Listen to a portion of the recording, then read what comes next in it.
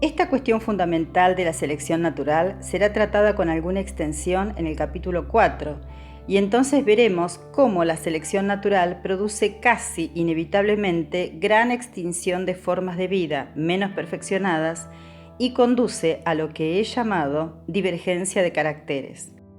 En el capítulo siguiente discutiré las complejas y poco conocidas leyes de la variación. En los 5 capítulos siguientes se presentarán las dificultades más aparentes y graves para aceptar la teoría, a saber, primero, las dificultades de las transiciones o cómo un ser sencillo o un órgano sencillo puede transformarse y perfeccionarse hasta convertirse en un ser sumamente desarrollado o en un órgano complicadamente construido. Segundo, el tema del instinto o de las facultades mentales de los animales. Tercero, la hibridación o la esterilidad de las especies y fecundidad de las variedades cuando se cruzan. Y cuarto, la imperfección de la crónica geológica. En el capítulo siguiente consideraré la sucesión geológica de los seres orgánicos en el tiempo. En los capítulos 12 y 13, su clasificación y afinidades mutuas, tanto de adultos como en estado embrionario. En el último capítulo daré un breve resumen de toda la obra, con algunas observaciones finales. Nadie debe sentirse sorprendido por lo mucho que queda todavía inexplicado respecto al origen de las especies y variedades, si se hace el cargo debido de nuestra profunda ignorancia respecto a las relaciones mutuas de los muchos seres que viven a nuestro alrededor.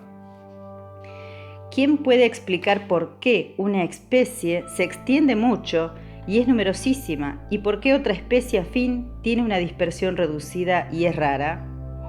Sin embargo, estas relaciones son de suma importancia, pues determinan la prosperidad presente y, a mi parecer, la futura fortuna y variación de cada uno de los habitantes del mundo.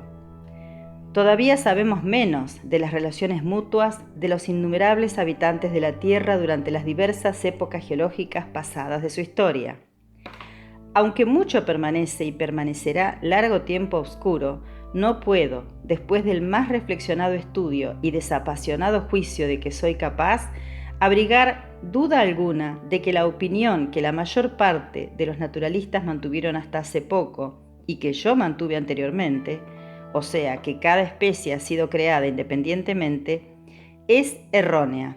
Estoy completamente convencido de que las especies no son inmutables y de que las que pertenecen a lo que se llama el mismo género son descendientes directos de alguna otra especie, generalmente extinguida, de la misma manera que las variedades reconocidas de una especie son los descendientes de esta.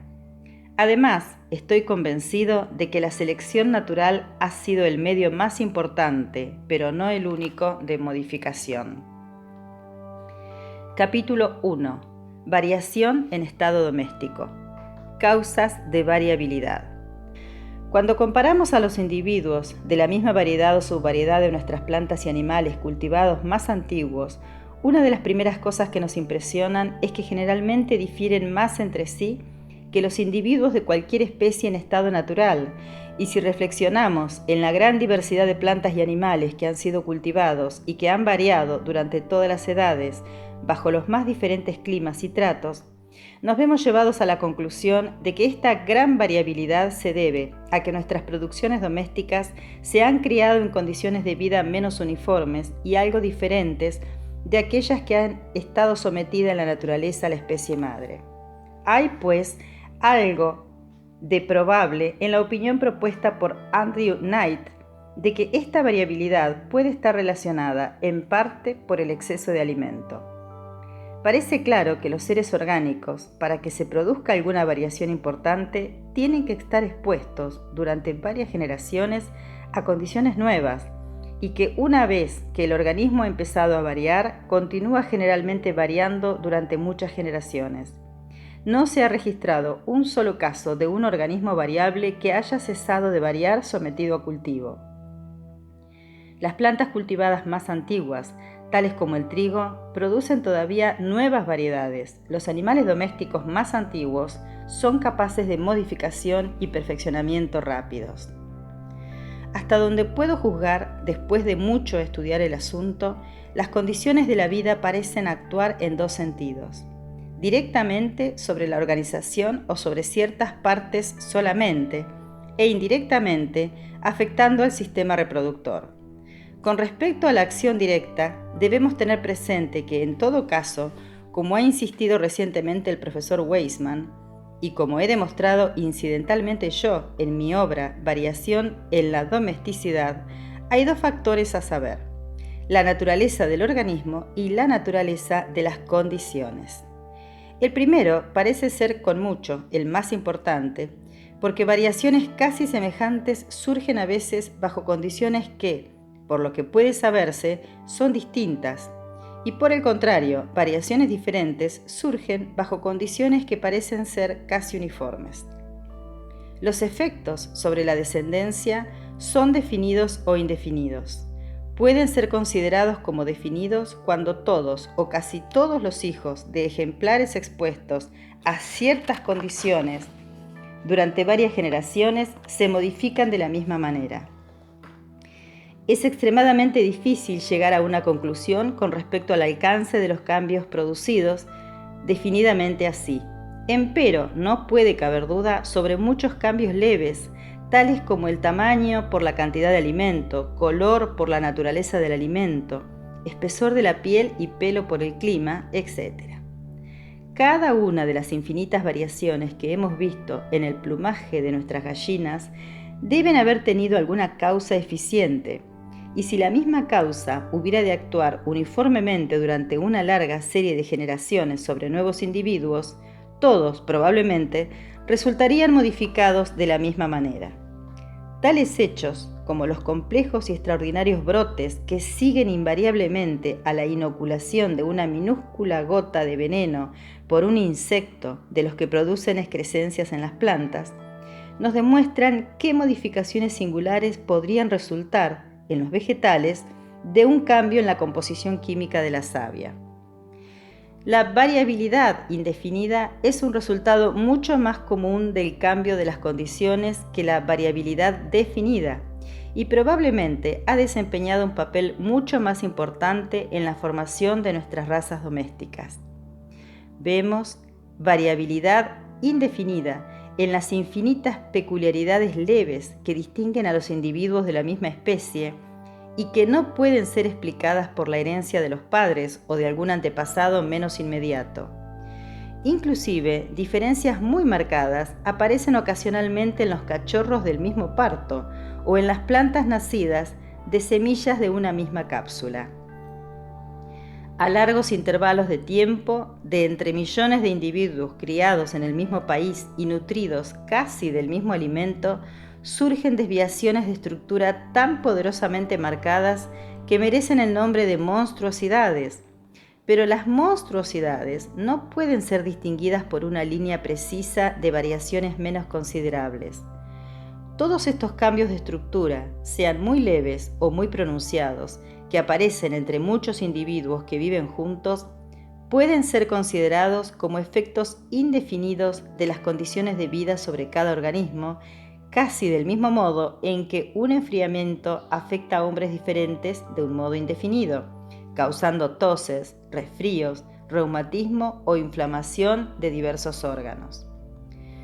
Con respecto a lo que he llamado la acción indirecta del cambio de condiciones por haber sido afectado el sistema reproductor, podemos inferir que la variabilidad es provocada, en parte, porque este sistema es extremadamente sensible a todo cambio de las condiciones y, en parte, como han observado Kölreuter y otros, por la similaridad entre la variabilidad que se debe al cruce de distintas especies y que puede observarse en plantas y animales cuando son criados bajo condiciones nuevas o no naturales. Muchos hechos demuestran claramente cuán sensible es el sistema reproductor a cambios muy leves en las condiciones ambientes. Nada más fácil que amansar a un animal, pocas cosas más difíciles que hacerle procrear en estado de cautiverio, aun cuando se unan el macho y la hembra.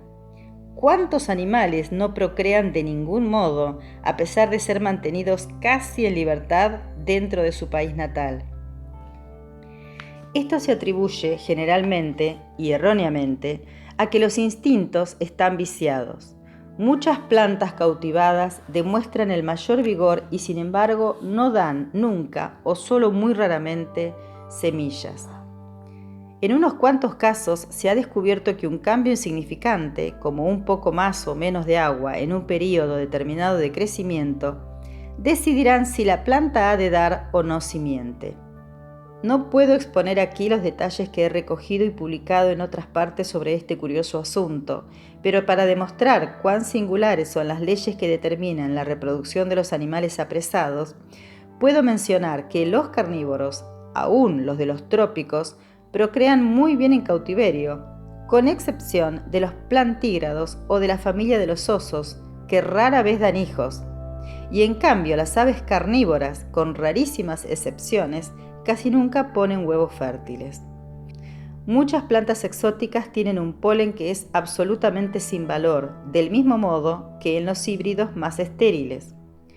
Cuando por una parte vemos plantas y animales domésticos que procrean fácilmente a pesar de ser a menudo débiles y enfermizos, y cuando por otra parte vemos individuos que sacados de jóvenes de un estado de naturaleza están perfectamente domesticados, viven largo tiempo y son sanos, de lo cual podría presentar yo numerosos ejemplos, pero tienen el sistema reproductor tan seriamente afectado por causas ignoradas que no puede funcionar.